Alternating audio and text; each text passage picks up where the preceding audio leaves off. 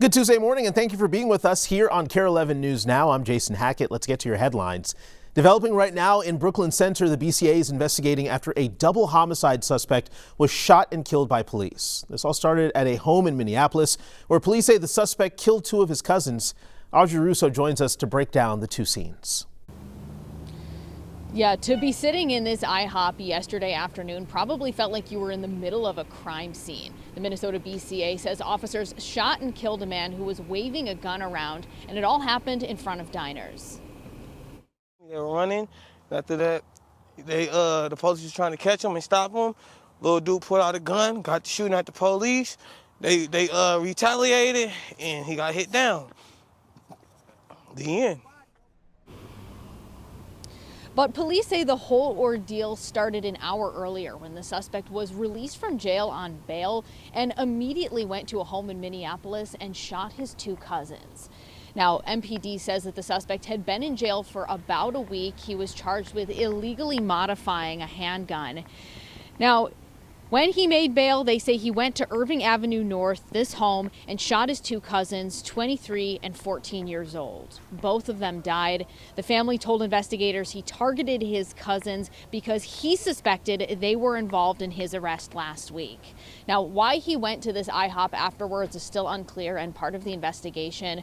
Police say that there was a second man who showed up at that Irving Avenue scene with a handgun while officers were there. They say they arrested him for obstruction, but they don't believe that second man was involved in the shooting at that home.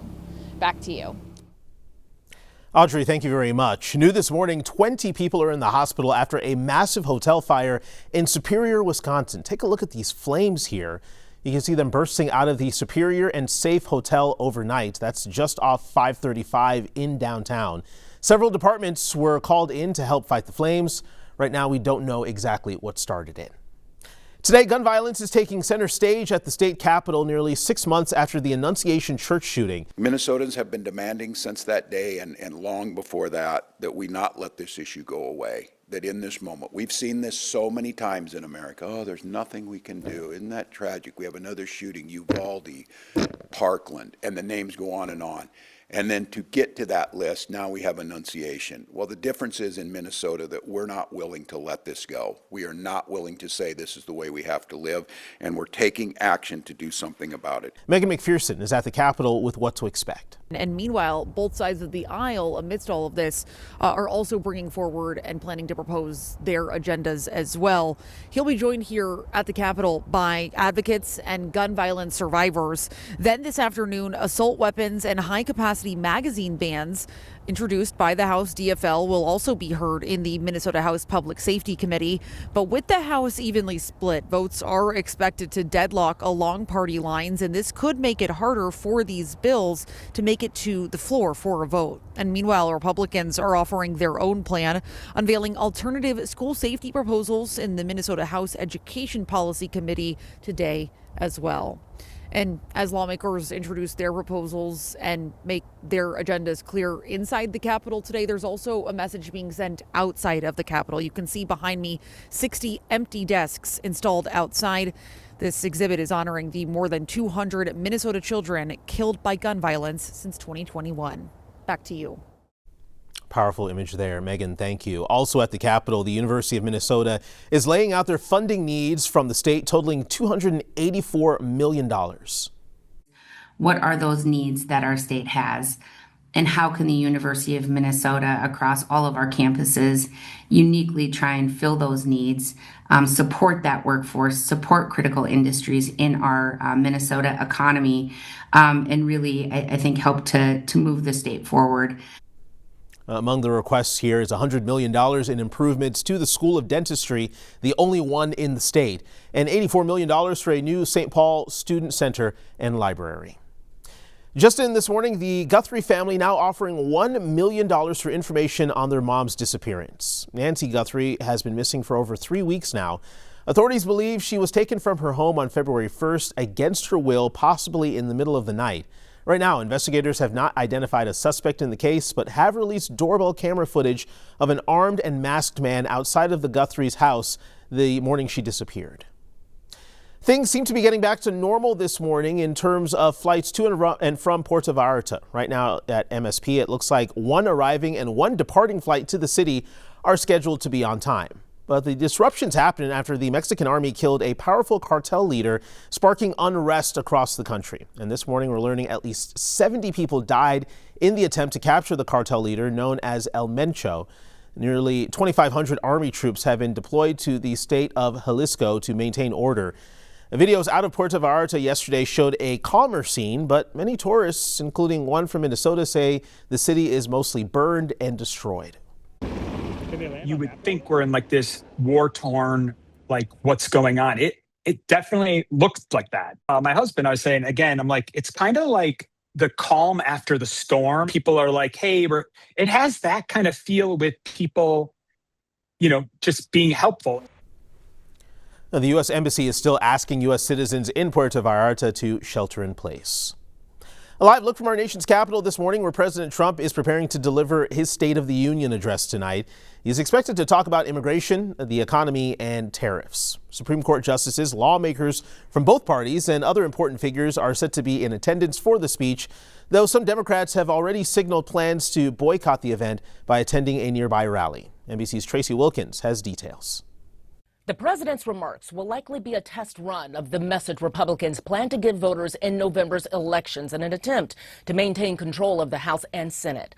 A vital pitch, as the latest polling shows growing disapproval for this White House and its policies. While few details have been confirmed for tonight's State of the Union address, the president's latest public comments and his posts on Truth Social may suggest what the nation can expect. There is one thing the president has made clear. It's going to be a long speech because we have so much to talk about. The latest polling showing nearly 60% of Americans disapprove of President Trump's overall performance, and more than half disapproving of key policies like the economy, international relations, and immigration enforcement, according to a Washington Post ABC poll. Changing minds is expected to be a key focus of tonight's speech as the president makes his own case. We've transformed stagnation into growth, weakness into strength, and chaos into order, liberty, and justice. We have done that. Today, our border is secure. Murders are at a 125-year low. Some Democrats have said they will not attend tonight's address in protest. It's important to show the American public that someone that has led the single most corrupt government in U.S. history, that there has to be action against that. There's no confirmation on who will be the president's guests for the evening, but we do expect the Supreme Court justices to be front and center following their 6-3 ruling limiting Trump's ability to level tariffs. The Supreme Court's ruling on tariffs is deeply disappointing, and I'm ashamed of certain members of the court. But what the president's base and most Americans will want to hear is his plans for the economy, lowering inflation and prices, something the president claims he's already winning on. I have to listen to the fake news talking about affordability. I've won affordability. The official Democratic response will be delivered by Virginia Governor Abigail Spanberger, along with Senator Alex Padilla, who is expected to give a response in Spanish. At least a dozen Democrats plan to boycott the speech and attend rallies in D.C. instead. 6 Democrats, including Congressman Ro Khanna, plan to bring survivors of Jeffrey Epstein's abuse as their guests. In Washington, I'm Tracy Wilkins, NBC News. This morning, the federal government owes more than $500 to the lawyers of a man detained by ICE. According to court documents, a Minnesota judge found the government violated an immigration-related court order. Documents say a Mexican national was flown from Minnesota to El Paso 2 days after the court said he could not be moved out of state. The judge ordered the government to compensate his lawyers for having to fly him back to Minnesota. Today, Minnesota's 2-time Paralympic snowboarder Mike Schultz makes his way to Italy for the Paralympic Games. He posted this picture of his carry-on bag on his Instagram story last night, featuring competition prosthetics he's perfected over the last 16 years with his company Biodapt.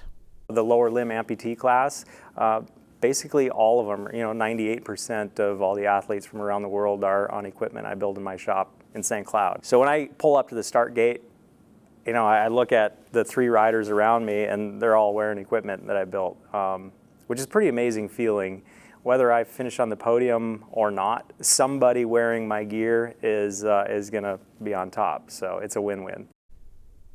Mike has 1 gold medal and 2 silver medals from the 2018 and 2022 Winter Games. He says he's 97% sure this will be his final Paralympics, but he says he's keeping the option open for now. Hopefully he can bring home a few medals. Stick with us, more news and weather coming up after the break.